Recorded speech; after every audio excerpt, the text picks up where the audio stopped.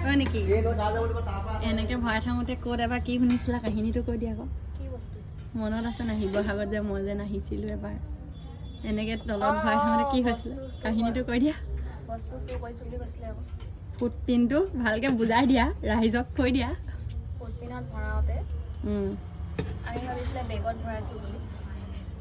গামলাটো এতিয়া তোমালোকে গামলাটো ওপৰত লৈ পিনে ভৰাব লাগিছিল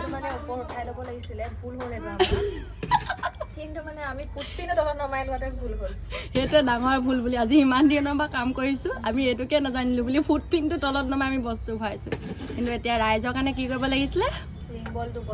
ৰিং বলটো এই টেবুলখনৰ ওপৰত উঠাই তাৰপিছত কি ক'লে আৰু কান্দিব লাগে ন তোমালোকে কি ভৰাইছা বেগত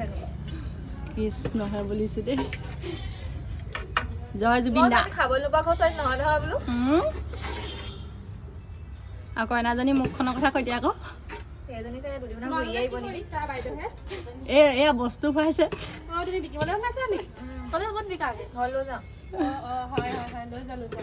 আৰু কিবা দি দিব তোমাৰ ঘৰলৈ দিবলৈ